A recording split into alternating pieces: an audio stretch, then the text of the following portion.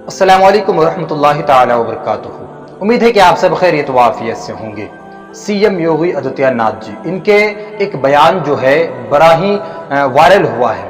लोगों ने इन्हें बहुत देखा है कि उन्होंने उस पैगाम में क्या कहा, उन्होंने उस बयान में क्या ऐसा बात कह दी कि तमाम मुसलमान उसे देखने के लिए, तमाम हिंदुस्तान के जो लोग हैं उस वीडियो को शेयर कर रहे हैं, देख रहे हैं। आखिरकार वो वीडियो क्या है, मैं आपके जानकारी के लिए बता दूं कि मैं आपको वो वीडियो दिखाऊंगा, लेकिन उससे पहले मैं आपको बताऊं कि उस वीडियो में जो बताया गया है वो भाईचारगी और वो एक साथ मिलकर रहने का जो उन्होंने पैगाम दिया है हिंदुस्तान के तमाम अवाम के लिए। पहले आप सीएम योगी आदित्यनाथ के उस वीडियो को देखिए, उसके बाद हम कुछ बात करेंगे।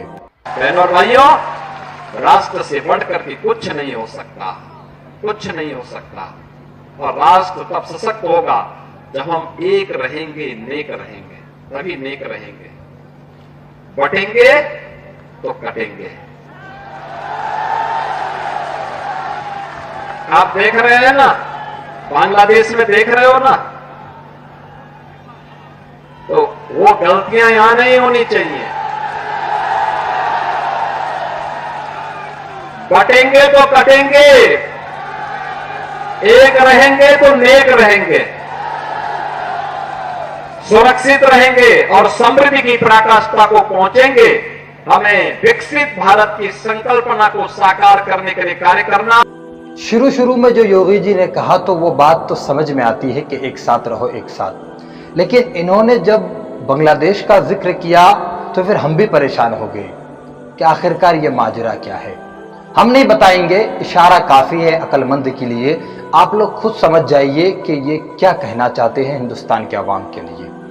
अब इनके जवाब में कोई ना कोई तो जवाब देगा, हम तो नहीं देंगे, लेकिन एक शख्स है जो वो जवाब देते हैं और वो हमेशा ही देते हैं। चलो हम आपको दिखाते हैं असदुद्दीन अवीसी साहब के इस एक वीडियो को, जो योगी जी को जवाब दिए हैं इस बारे में कि इन्होंने बांग्लादेश जो कहा, इस बुनियाद पर असदुद्दीन अवीसी साहब का क्या पैगाम है, आप इस वीडियो में जरूर जानें। क्या वो ये कहना चाहते हैं कि भारत में इलेक्शंस रिग होते हैं? क्या वो ये कहना चाहते हैं कि नरेंद्र मोदी की सरकार इनस्टेबल है? और भारत को बांग्लादेश से वो क्यों कंपेयर कर रहे हैं? और क्या वो ये कहना चाह रहे हैं कि भारत की जनता देश की वफादार ना रहे बल्कि मोदी की वफादार रहे? और अगर नहीं करेंगे तो जिस तरह शेख हसीना ने बांग्लादेश में मासूम लोगों पर गोलियां चलवाई, क्या वो गोलियां चलवाएंगे? अब वो बात करते हैं देश की यूनिटी के बारे में। तो यूनिटी देश की कब होगी? जब इंसाफ होगा। और खुद योगी ने उनके राज में कई फॉल्स एनकाउंटर्स हुए अल्पसंख्यक समाज मुसलमानों के। उनके राज में आज भी बुलडोजर के जरिए मुसलमानों के घरों को तोड़ दिया जाता है। तो और उन्हीं के राज में लोग बोलते हैं कि मुसलमानों का क्या जेनोसाइड, नरसंहार हो।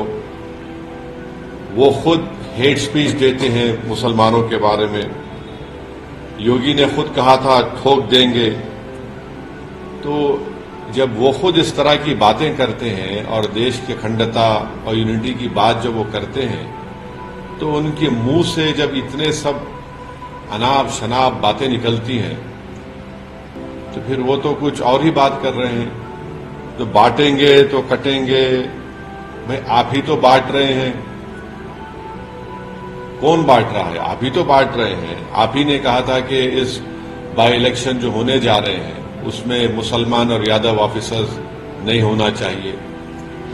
तो ये सब बातें जो है ये इसलिए कर रहे हैं क्योंकि उनको नजर आ रहा है कि उन्हीं की पार्टी के लोग उनको हटाना चाहते हैं मुख्यमंत्री के पद से। तो शायद वो बीजेपी को कह रहे हैं कि बटेंगे तो कटेंगे। तो ये इनका इनसिक्योरिटी है, उनकी अनपॉपुलैरिटी है उत्तर प्रदेश में। और फिर वो भूल गए कि जब देश की अखंडता की बात कर रहे हैं तो जो डिफेंस की जमीन थी उन्होंने इंडस्ट्रियलिस्ट को दे दिया वहां पर। तो ये सब इनका रिकॉर्ड रहा है। तो इसलिए वो बौखलाहट का शिकार होकर अपनी हस्बे आदत सिर्फ मुसलमानों को निशाना बना रहे हैं अपनी हेट स्पीच के जरिए। सर, ओवैसी योगी आदित्यनाथ ने ये भी कहा है कि आप डरते क्यों हैं, जब पैलेस्टाइन की बात करते हैं तब आप कुछ नहीं, पैलेस्टाइन के सपोर्ट में बात करते हैं, और जब बांग्लादेश की बात आती है वहां पे हिंदू मंदिर और लोगों पे वहां पे अटैक्स हो रहे हैं, तब आप क्यों नहीं कुछ बात करते? अगर उनके कान में कम सुनाई दे रहा है तो उनको एक ENT स्पेशलिस्ट को दिखाकर कान में आला लगाना चाहिए योगी को। बांग्लादेश में अगर जो कुछ हो रहा है तो उसका जिम्मेदार हम कैसे हैं? बांग्लादेश में हम तो वहां पर हमारा उनसे पुराने ताल्लुकात है। हमने इलेक्शन में मदद कर दी थी वहां की शेख हसीना की।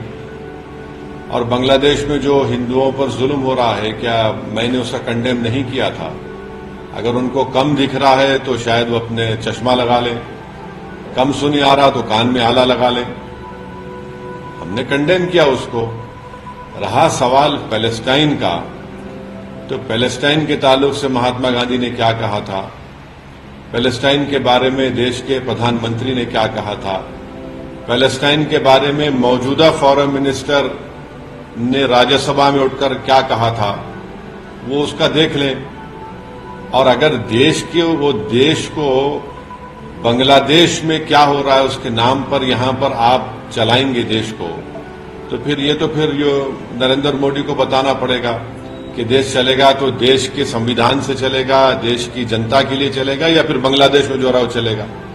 तो ये तो नरेंद्र मोदी पर ही सवाल उठा रहे हैं वो। तो जैसा कि आप सबने दोनों पैगाम को सुना, CM योगी आदित्यनाथ के भी और असदुद्दीन ओवैसी साहब के भी आपने बयान को सुना है।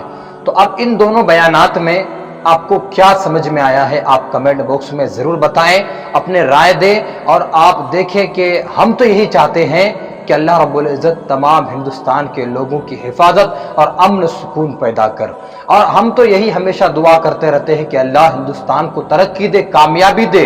हम ये नहीं चाहते हैं कि कोई लोग नाखुश हो, कोई लोग खुश हो। हम यही चाहते हैं कि सब खुश रहे, सब अपने अपने जगह पर कायम रहे और सब लोग एक साथ मिलकर रहे। हम तो यही चाहते हैं। तो अल्लाह रब्बुल इज़्ज़त के बारे में दुआ है कि मौला हम तमामों को भाईचारगी को निभाने की और उसे समझने की तौफीक अता फरमाए। और आप मेरे इस वीडियो को जरूर शेयर करें उन तमाम लोगों में जो योगी आदित्यनाथ के इन जो नया वीडियो है इसको नहीं देखा है, उन तक ये बात पहुंच जाए। आप इस वीडियो को जरूर शेयर करें और आप मेरे इस चैनल को जरूर सब्सक्राइब करें। अस्सलामु अलैकुम वरहमतुल्लाहि तआला वबरकातुहू।